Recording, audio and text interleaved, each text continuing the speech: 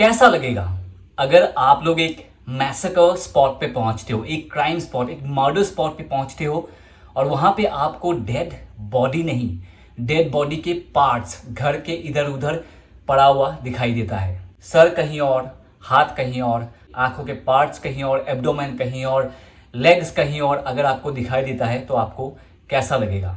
जी हाँ दोस्तों, आज के the secret killing of Assam के एपिसोड 3 में आप लोगों को उमाकांत गोगोई एंड उनकी फैमिली के बारे में मैं आप लोगों को बताऊंगा।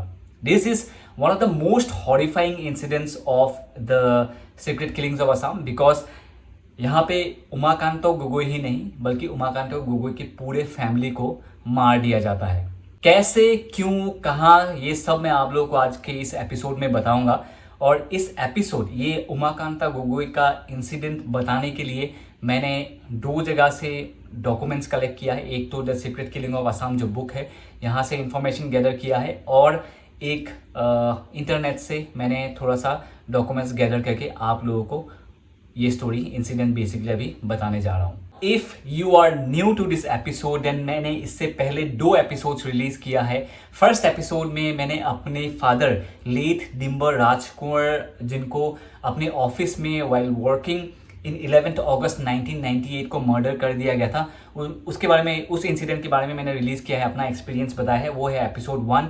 एपिसोड 2 में मैंने अनंत कलिता सर के बारे में, इंसिडेंट के बारे में बताया है, जिनको मर्डर करने की कोशिश किया गया था but he escape and he is the only survivor of the secret killings of Assam. वो आज भी जिंदा है। तो आप लोग अगर दोनों एपिसोड्स देख के यहाँ पे पहुंचते हो, थोड़ा सा समझ में आएगा।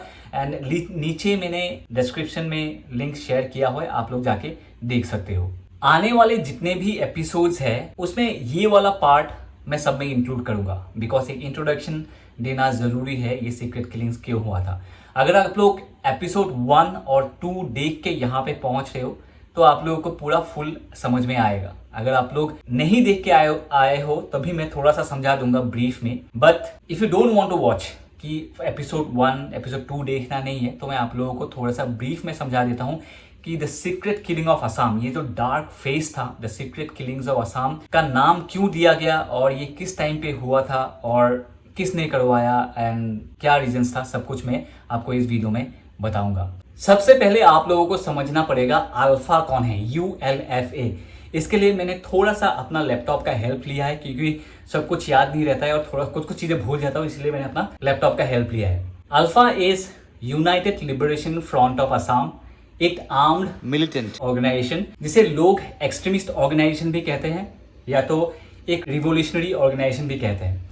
नाउ अल्फा का डिमांड ये था कि, डिमांड था नहीं है, अल्फा अभी भी एग्जिस्ट करता है। डिमांड ये है कि they wanted sovereign Assam, sovereign as in एक इंडिपेंडेंट, एक फ्री, एक ऑटोनोमस असम चाहिए था, जिसे आप लोग कह सकते हो कि Assam as a country, separate country ULFA को चाहिए। नाउ मैंने इसलिए अल्फा एक्टिव है बोला क्योंकि अभी जो अल्फा है that is led by Paresh Barua. Paresh Barua lead कर रहा है, या तो he is the leader of alpha. इससे पहले अल्फा के 2 ग्रुप्स थे, मतलब कुछ सालों पहले दे वर पीस टॉकर्स, जो बाहर आए थे गवर्नमेंट के साथ पीस अकॉर्ड साइन करने के लिए, अपना डिमांड्स मतलब बोलेंगे और गवर्नमेंट के साथ ये सब बेसिकली इट्स एन एग्रीमेंट। तो अभी पीस टॉकर्स नहीं है, बिकॉज पीस टॉकर्स के साथ गवर्नमेंट ने पीस अकॉर्ड साइन कर लिया है और द ओनली एग्जिस्टिंग इज जो परेश बरुआ है, परेश बरुआ जी ही अभी अल्फा को लीड कर रहा है। नाउ सिंस जब से अल्फा फॉर्म हुआ है, सिंस 7 अप्रैल 1979 से आज तक, इन 45 ईयर्स में बहुत अल्फा थे जिन्होंने आत्मसमर्पण किया, जिन्होंने सरेंडर किया। तो ये जो सरेंडर होके आए तो इनको बेसिकली नाम दिया गया SULFA, SULFA, surrendered united liberation front of Assam. Once SULFA was formed, ULFA and SULFA के बीच में एक अंडरग्राउंड वॉर तो चलना ही था।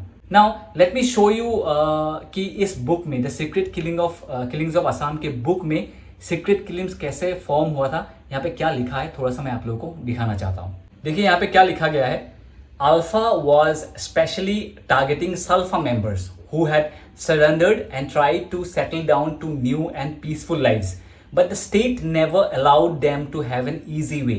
They rather used them against Alpha, making them easy targets. The Salfa members were desperate to hit back as they both had the information about Alpha 10 introduction movements and, more importantly, illegal arms which they never gave up.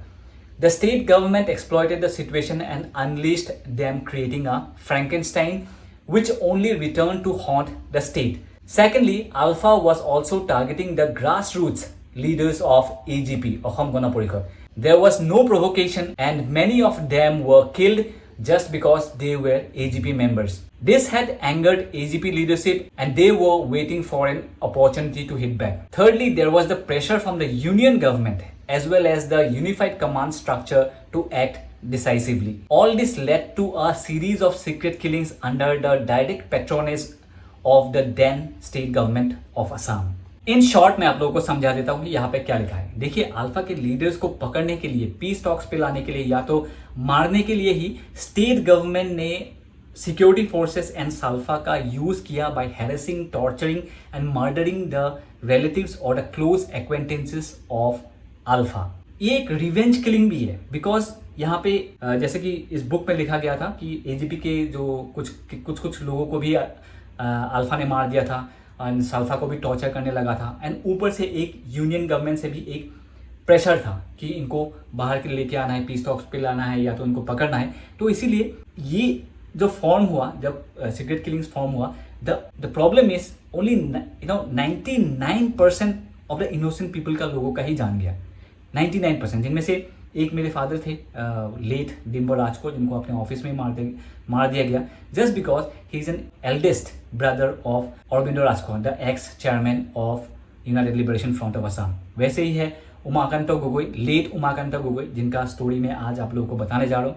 और है late Horen Teron, late Rajesh Mishra, late Rajiv Koch, late Sukuri Boro and many more, जिनका incidents मैं आप लोगों को आने वाले episodes में बताऊंगा. इनका स्ट्रेटजी ये था कि शायद अगर वो अल्फा लीडर्स के रिलेटिव्स को मार देंगे तो शायद अल्फा बाहर आएंगे और इनको ये लोग नैप कर लेंगे, पकड़ लेंगे, कुछ भी करेंगे. बट ऐसा कुछ हुआ नहीं, इसमें खाली इनोसेंट लोगों का जाने गई. So now that you know ये सीक्रेट किलिंग ऑफ असम क्यों फॉर्म हुआ था, it's time to uncover today's incident. Guys, इस इंसिडेंट को मैं दो विटनेसेस के पर्सपेक्टिव से मैं आप लोगों को बताऊंगा. एक है उमाकांत गोगोई सर का दो भाई, जुगल एंड नुमाल गोगोई, जो उनके नेबर में ही सेम गांव में ही रहते थे. और एक है वर्षा, जो उनके नेबर में ही रहते थे.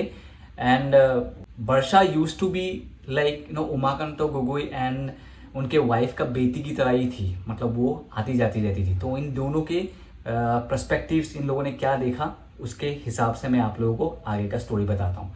देखिए, थोड़ा सा हेल्प लूँगा मैं अपने मैंने अपने लैपटॉप का, क्योंकि सब कुछ इतना फ्लुएंटली हिंदी में बोलना ईजी नहीं रहता है मेरे लिए. ओके, सो उमाकांत गोगोई रहने वाले थे शिवसागर डिस्ट्रिक्ट के बोरबिल गांव से, जो आता है काकोतीबाड़ी पुलिस स्टेशन के जुरिस्डिक्शन के अंदर.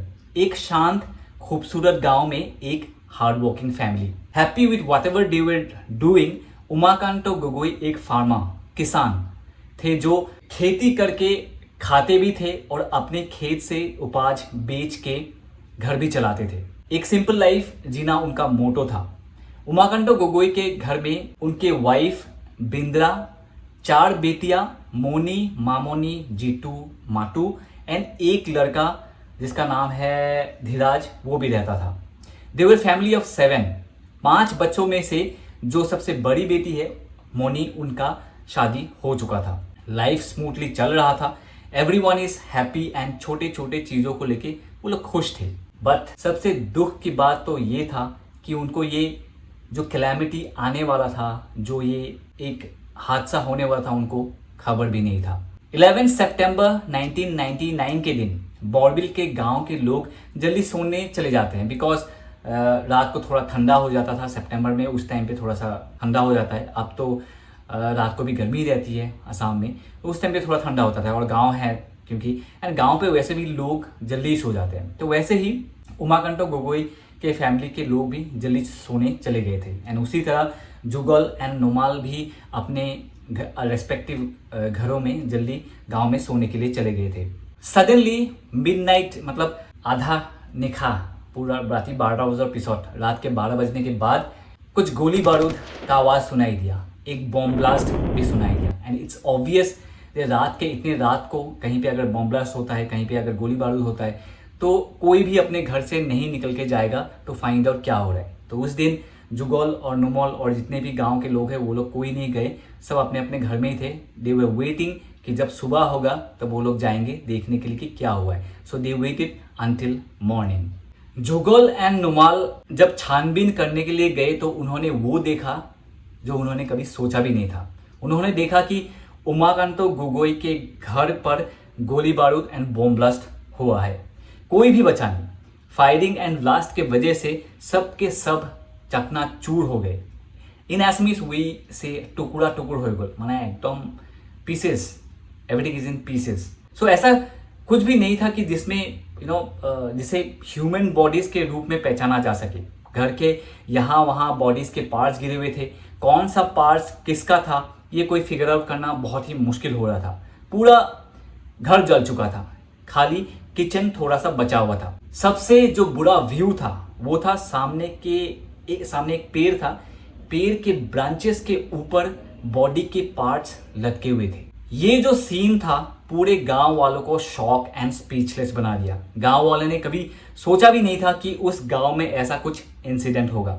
लोगों को पता चला कि जहां उमाकांतो गोगोई का बिस्तर था, मतलब जहां पे उनका बेड हुआ करता था, वहां 3 फीट डीप एक गड्ढा बना हुआ था एंड वाइड मतलब चौड़ा 7 फीट या 6 फीट के आसपास चौड़ा एक गड्ढा होके रखा था। 3 फीट डीप एंड 6 फीट बड़ा एक गड्ढा होके रखा था, जहां पे बोला गया था कि उमाकांतो गोगोई सर का बिस्तर उसी के ऊपर था। तो इससे पता चल रहा है कि बॉम्ब वहीं पे फटा। अब घटनास्थल पर एक रेडियो का 3 बैटरी मिला, मतलब 3 शेल्स मिला, 3 जोड़ी जूते मिले, एक टूटा हुआ बल्ब मिला, इलेक्ट्रिसिटी के वायर्स मिले एंड कपड़ों के टुकड़े एंड कंबल के टुकड़े पाए गए। खाली यही नहीं, 9mm पिस्टॉल्स के 2 कारतूस एंड 6 स्प्लिंटर्स के पीसेस पाए गए। 6 स्प्लिंटर्स मतलब स्प्लिंटर्स समझते हो ना आप लोग, जो बॉम्ब ब्लास्ट होता है तो उससे स्प्लिंटर्स निकलता है, तो वो स्प्लिंटर्स पाए गए। गांव वालों को कुछ भी पता नहीं था कि ये किसने किया, बट उनको समझ में आ गया था कि ये सीक्रेट किलिंग्स का एक हिस्सा था जो उस टाइम असम के कई जगहों में हो रहा था। बट उनको ये पता नहीं था कि उमाकांतो गोगोई का क्या कसूर था।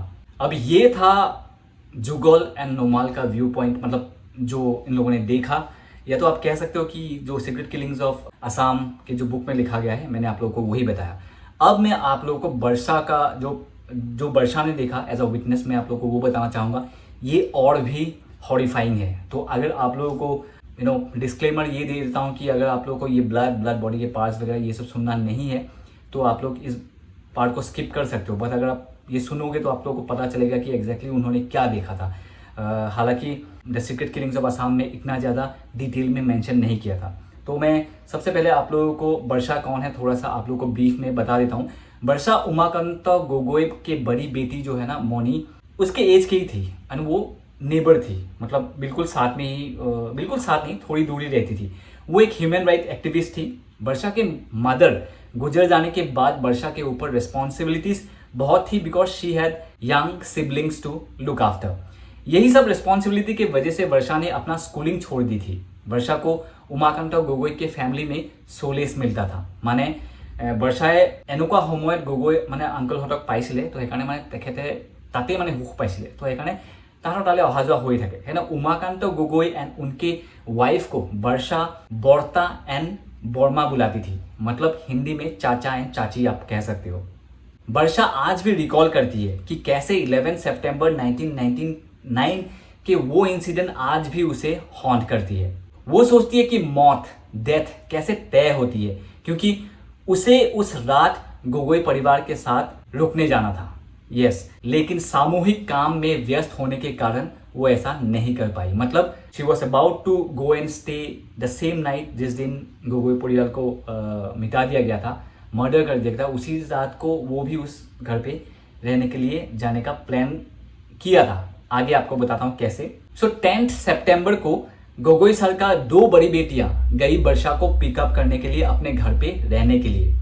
एक बहन ने वर्षा से पूछा उसका नेल जो पॉलिश जो नया लगाया है उन्होंने, तो वो कैसा लग रहा है। तो वर्षा ने बताया बहुत ही खूबसूरत, यूर लुकिंग हेल्दी एंड आप बहुत खूबसूरत लग रहा है। जब बड़ी बेटियां वर्षा का इंतजार कर रही थी, वो अपना काम पूरा करने लगी, जो अपना मतलब ह्यूमन एक्टिविस्ट का जो काम है वो काम कर रही थी।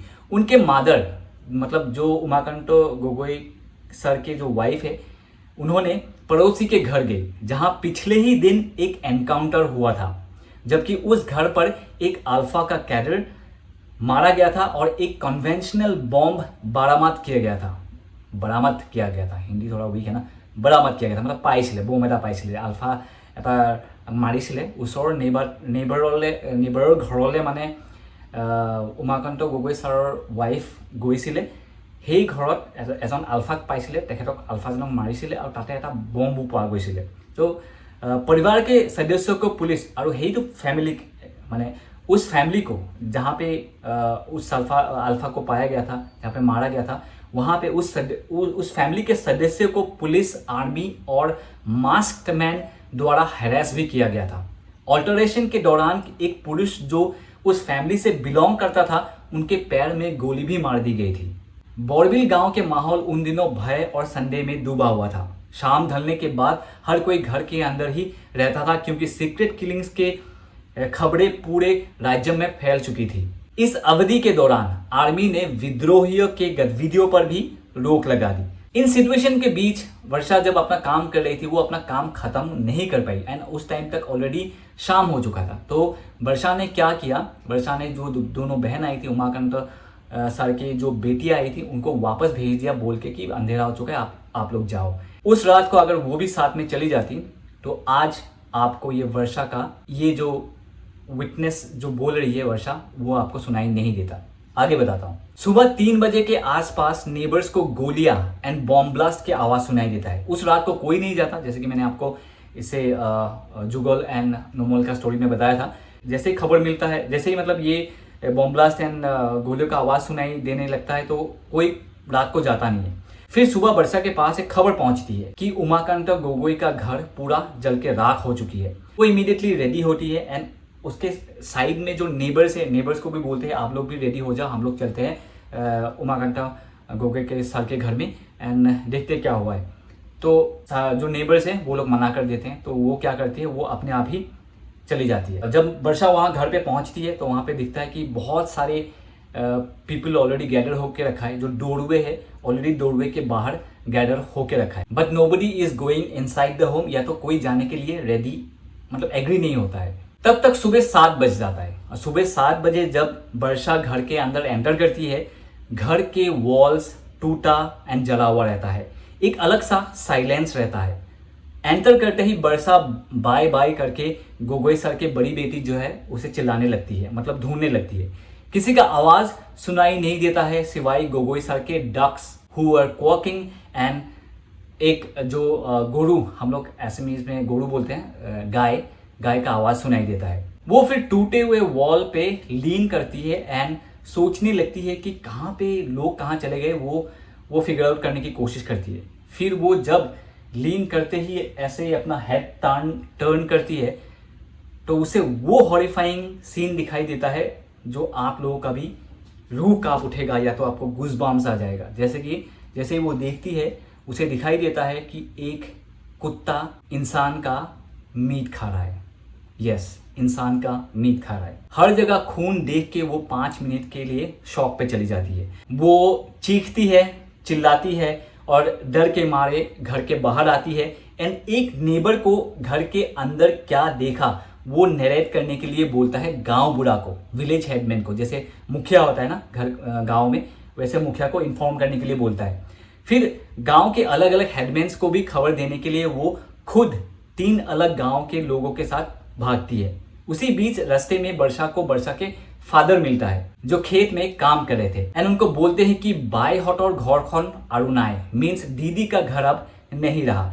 वर्षा अपने फादर को उनकी बहनों को भेजने के लिए बोलती है to inform the people all around the village and उसी टाइम वो एक जर्नलिस्ट को भी इन्फॉर्म कर देती है। बाय द टाइम वर्षा जब वापस आके उस स्पॉट पे, मैसेकर स्पॉट पे पहुंचती है, वहां पे दिखता है कि बहुत हंड्रेड्स ऑफ पीपल वेयर घर के बाहर रहते हैं एंड वहां तक पुलिस भी ऑलरेडी पहुंच चुकी थी। वर्षा एक बार घर के अंदर फिर से घुसती है कुछ क्लोज्ड नेबर्स के साथ एंड उन्हीं लोगों ने बॉडी के पार्ट्स बेड कवर में कलेक्ट किया। इस बार वर्षा को पता चल रहा था कि उसने घर के अंदर क्या देखा। जब वर्षा ने बड़ी बेटी को देखा शी वॉज स्कैर्ड बिकॉज आंखें नहीं थे, नीचे का पार्ट्स नहीं था, पीछे के पार्ट्स नहीं थे एंड सर का कुछ पार्ट्स वॉल के सामने पड़ा हुआ था। आई मीन एक भयंकर दृश्य। आप सोचिए, एक डेड बॉडी आप देखते हो, आंख नहीं है, बॉडी का नीचे का पार्ट्स नहीं है, पीछे का कुछ पार्ट्स नहीं है, सर का मतलब कुछ पार्ट्स घी वी पता नहीं कहाँ गिरा हुआ है वॉल के सामने आमने। तो दैट इज द सीन जो वर्षा ने विटनेस किया। नाउ ये एक बेटी का था। दूसरी बेटी जिसने नेल्स के ऊपर कमेंट करने के लिए बोला था एक दिन पहले, उसके कटे हुए पैर रूम के एक कॉर्नर में पड़ा हुआ था। नाउ वर्षा ने उसको कैसे रिकॉग्नाइज किया? Because of the nail polish. Just imagine, एक दिन क्या, उसी रात को ही, जस्ट घंटे का फर्क है। जो सेकंड बेटी थी उसने अपने नेल पॉलिश के ऊपर कमेंट करने के लिए बोला था, अब उसको इस टाइम पे आके दिखता है कि उसका पैर ही अलग से पड़ा हुआ है। वर्षा उसके नेल पॉलिश के वजह से पहचान पाई। फिर वर्षा ने इंटेस्टाइन के पार्ट्स एक रूम के एंट्रेंस में लटका हुआ दिखा।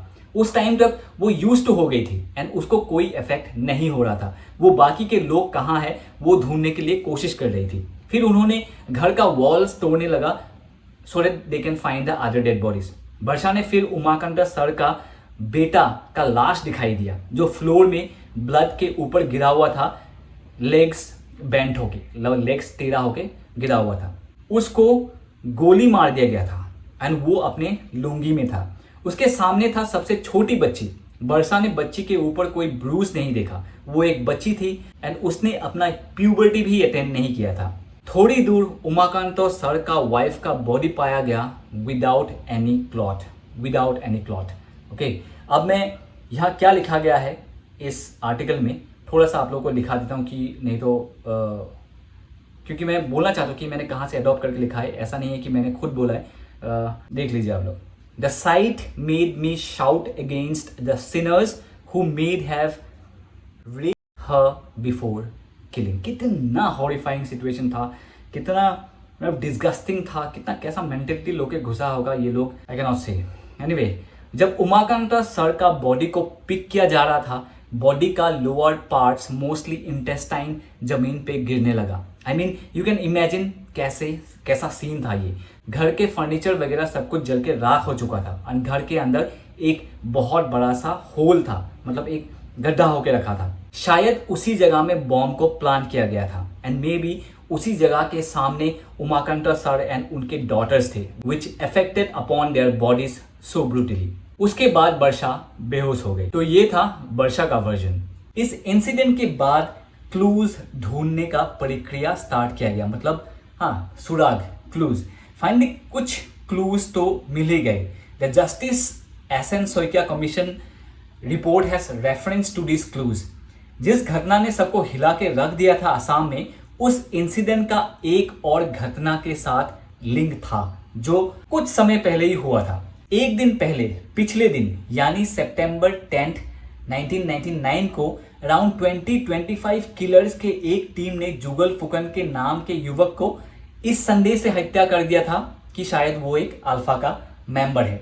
ना तो ये जो मर्डर हुआ, ये जो किलिंग हुआ, this took place in front of the houses of Niron Gogoi and Phul Gogoi in the same village.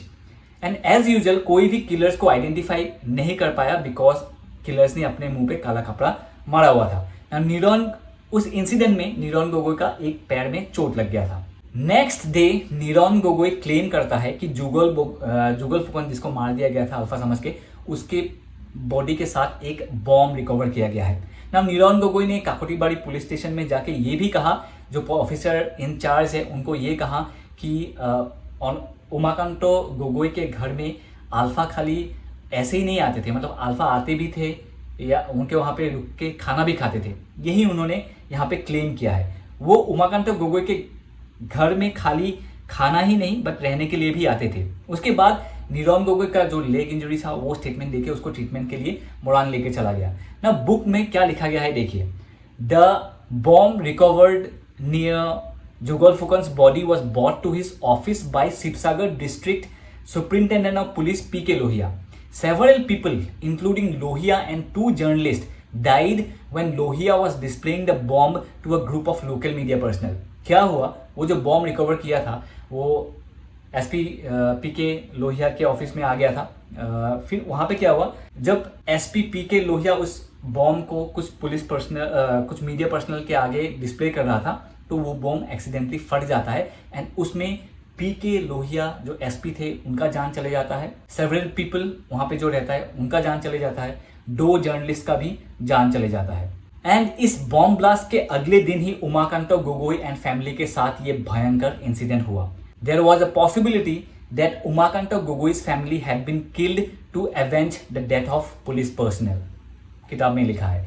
Next question, क्या अल्फा के मेंबर्स सही में उमाकांत गोगोई के घर जाते थे? इंग्लिश में क्या लिखा है मैंने हिंदी में ट्रांसलेट कर दिया आप लोगों को।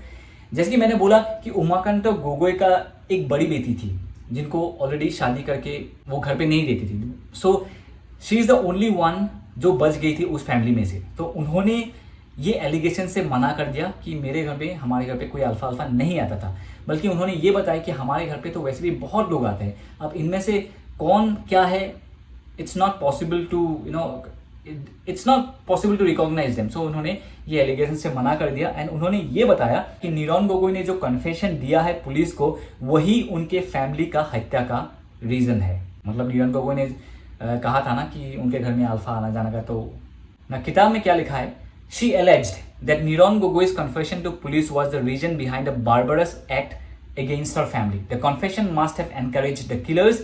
SP Lohia had also died in the freak accident. On the other hand, Assam police or Salfa had created unnecessary trouble in the whole Borbil area in the name of search operation against Alpha, and this had made Umakanto Gogoi a worried man. मतलब उस time पे army and साल्फा थोड़ा सा unnecessary trouble create करे थे बॉर्बिल area में alpha का search operation के नाम पे।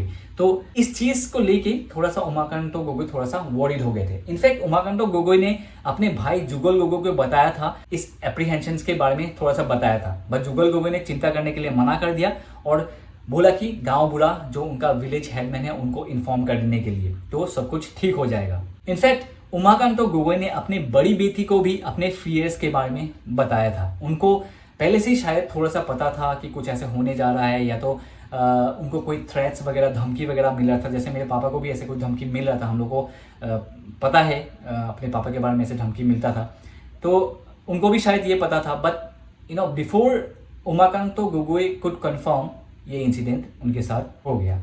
इंद्रो Borgohain, a popular man of the area, had also told commission कुछ अननोन फेसेस उस एरिया में आते जाते रहते थे इंसिडेंट के कुछ दिनों पहले। The army along with some unidentified civilians had created an atmosphere of terror in the whole area. Borgohain ने लास्ट में ये भी कहा कि उमाकांतो गोगोई के फैमिली के साथ अल्फा का कोई ऐसा लिंक नहीं था। Borgohain also said that none from the Umakanto Gogoi's family had been linked to ULFA. Still, Umakanto Gogoi fell victim to the wrath of anti-alpha elements.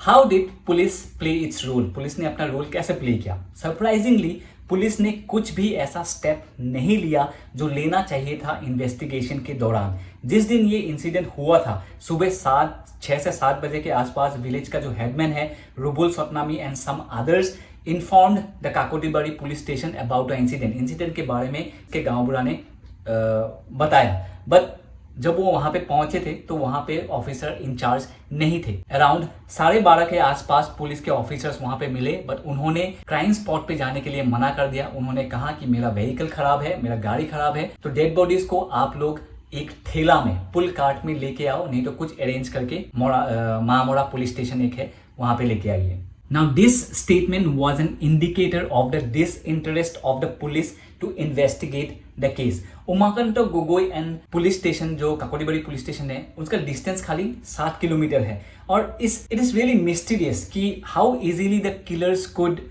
Decimate an entire family at such a location. मतलब 7 kilometre police भी इतना दूर नहीं है, पर ऐसा incident हो जाता है। एंड इंटरेस्टिंगली उस रात को पुलिस पेट्रोलिंग भी नहीं हुआ था। This is why the people of the area pointed accusing fingers at the police for this incident, saying that Perhaps it could happen because all the links between police and the killer forces. The most surprising thing was that police did not even for once interrogate Salfa leaders of the district. जो नाम मैं आप लोगों को बता नहीं सकता, ये आप लोग किताब पढ़ोगे तो आप लोगों को पता चल जाएगा, ठीक है। एंड फिर इंद्रो बोरगोहाई जिन्होंने ये बताया था कि उनका उमाकांतो गोगोई के साथ कोई अल्फा का लिंक नहीं है, उनका जो इंफॉर्मेशन, जो एलिगेशन उन्होंने लगाया था, पुलिस ने एक भी इंफॉर्मेशन नोट डाउन नहीं किया। From all this, it looked almost certain that the incident had happened because of Salfa Police Army Nexus. Okay guys, now this is the last part. Inquiry Commission ने क्या कहा? Inquiry commission ने बहुत angles को analyse करके several लोगों को guilty declare किया, मगर इसका रिजल्ट इतना निकला नहीं। जो व्हीकल्स एंड वेपन्स यूज किया गया टू कंडक्ट दिस इंसिडेंट, उसके ऊपर भी कोई प्रोब लॉन्च नहीं किया गया। डोडा police searches had looked into the post-incident scenario. There was no search operations following the incident. There was also ample scope to point fingers to the fact that prior of the incident, Salfa police and army personnel had frequently visited the place. मतलब Salfa army and police को point fingers point किया जा रहा है because उस incident से पहले उन लोगों का काफी उस टाइम पे विजिट दिया गया था, मतलब The failure to use any modern investigation techniques and the dog squad during the investigation and the administration failures to send any condolence message to the victim's family could very well indicate that the incident had happened within the very knowledge of the people responsible for maintaining law and order. In this regard, the Sibsagar District Police Administration and Salfa leaders of the place can be blamed. मतलब police administration और साल्फा को directly blame किया गया है, inquiry commission ने ये blame किया है। It can be simply said that Sibsagar SULFA leaders, नाम नहीं बताऊंगा, कुछ नाम बताया है, along with the officer in charge of Kakotibari police station and a section of Sibsagar police were involved in this sensational murder. मतलब डायरेक्टली यहाँ पे ये लिखा गया है। इट कैन मतलब इंक्वायरी कमीशन ने ये कहा कि कुछ साल्फा के लीडर्स एंड उस टाइम के officer in charge of the Kakotibari police station and कुछ सेक्शन ऑफ सिबसागर पुलिस इस सेंसेशनल मर्डर में इनका इन्वॉल्वमेंट है। The commission also expressed the view that neither any member of this unfortunate family had been a member of ULFA nor any alpha member had taken shelter in this house. मतलब commission ने last में ये भी express किया कि इस family का कोई भी अनफॉर्चुनेट फैमिली मेंबर किसी अल्फा के साथ कनेक्शन था, ना ही कोई अल्फा का मेंबर्स यहाँ पे आना जाना होता था। तो that is what enquiry had said. यार ভিডিঅ'টো বনাওঁতে মানে ঘামি গা ধুই গ'লোগৈ, সেইকাৰণে মানে ভালকৈ গা ধুই আহিলোঁ, টি চাৰ্ট चेंज কৰি এতিয়া वीडियो लास्ट पार्ट माने एंडिंग कि मैंने ये वीडियो क्यों बनाया। सॉरी मैंने एसपीएस में बोल दिया था बीच में, मतलब इतना ज़्यादा गर्मी हो गया था, आप लोगों ने देखा टी शर्ट पूरा भीग गया था, तो मैं जाके एक बार नहा के आया, टी शर्ट भी बदल लिया। So this is the last part जिसमें मैं बोलना चाहूँगा कि यस, तो आप लोगों ने उमाकांतो गोगोई एंड फैमिली का इंसिडेंट पूरा सुन लिया। इट वॉज़ वेरी हॉरिफाइंग, ऐसा किसी के साथ नहीं होना चाहिए, ये रिपीट नहीं होना चाहिए, मेरा यही रहेगा। And it's my heartfelt condolence to the family. इतने सालों बाद भी अगर किसी को सुनाई भी देता है तो एटलीस्ट मन से अच्छा लगेगा। तो it's my heartfelt condolences to the family कि ऐसा और किसी के साथ ना हो। And wherever they are, I hope they are in peace and जहाँ भी है अभी अच्छा है। So yes, why am I telling the incidents of the secret killings of Assam? Because सबसे पहले my father was also one of the victims of the secret killings of Assam, जो पहला एपिसोड में मैंने बताया था। He was killed in 11 August 1998। Second, I want this new generation, जो ये न्यू जनरेशन है, I want them to know this dark face. ये जो डार्क फेस था असम किस दौर से गुजरा, ये थोड़ा जानना असम के लोगों के लिए, मतलब नए जनरेशन के लिए स्पेशली ज़रूरी है। तो इसीलिए टेलिंग द स्टोरीज। एंड क्या है कि ये चीज़ें इतना ये जो स्टोरीज है, जो विक्टिम्स के फैमिली है वो शायद अपने नए जनरेशन को बताएंगे, नहीं तो ये सब बहुत जगहों में नहीं मिलेगा। ये आर्टिकल्स इनके ऊपर अगर आप सर्च करोगे the secret killings of Assam, तो नेट में कुछ मिलेगा, नहीं तो ये जो बुक है the secret killings of Assam, इसको पढ़िए तो आपको बहुत आइडिया होगा। Third, someday I want to meet the victims के जो फैमिली मेम्बर्स हैं, उनको मैं मिलना चाहता हूँ। And if someday I have a podcast channel. तो मैं इन विक्टिम्स के फैमिलीज़ को मैं अपने पॉडकास्ट चैनल में बुलाना चाहूँगा और उनके इंटरव्यूज़ लेना चाहूँगा, सो दैट उनका जो एक्सपीरियंस है, किस दौर से वो लोग गुजरा, वो मैं आपके आगे पेश कर सकूँ। Fourth, after I release the first episode, there are many जिन्होंने मुझे मेरे कमेंट सेक्शन में कमेंट से भर दिया था कि they want more of this stories. इनके क्यूरियसिटी को देख के, ये जो नया जनरेशन है, इनको क्यूरियसिटी को देख के मुझे अच्छा लगा, तो मैंने अभी ये कंटिन्यू कर रहा हूँ और कुछ बहुत एपिसोड्स अभी बाकी है, वो एक एक करके आता रहेगा। So these are the 4 reasons and there are more reasons. तो बाकी रीजन्स को छोड़ दीजिए, आप लोगों को मेन रीजन्स पता चल गया है। That's it guys, thanks for the support. I hope आज का वॉइस थोड़ा सा ऑडिबल है, आप लोग अच्छी तरह सुन पा रहे हो। लास्ट वीडियो में इतना ऑडिबल नहीं था, तो बहुत लोगों ने मुझे कमेंट सेक्शन में बताया था कि वॉइस ऑडिबल नहीं है, बट आई होप ये वीडियो थोड़ा सा ऑडिबल है। And see, I am a travel blogger. मैं घर पे बिल्कुल बैठता नहीं हूँ। I travel with my dog. अगर आप लोग मेरा वीडियोस देखोगे, I travel with my dog. मैं अपनी डॉगी के साथ बाइक में ऑल ओवर इंडिया यहाँ वहाँ घूमता रहता हूँ। तो मेरे ट्रैवल वीडियोस भी आप लोग देख सकते हो। तो इसीलिए मेरे घर पे कोई ऐसा सेटअप नहीं है, मैं कोई माइक या लाइट ये सब लगा के यूज़ ही नहीं किया कभी। But yes, now that people are liking this kind of subject, I will try to make a, क्या बोलते हैं उसको, एक स्टूडियो बनाने की कोशिश करूँगा। बट एक स्टूडियो बनाने के लिए भी बहुत इन्वेस्टमेंट चाहिए, इक्विपमेंट्स खरीदने के लिए इन्वेस्टमेंट चाहिए, तो ये विथ टाइम होता रहेगा। दैट्स इट, यही बोलना था। एंड आज के लिए इतना ही। टेक केयर, बाय बाय, जय हिंद एंड जय होम।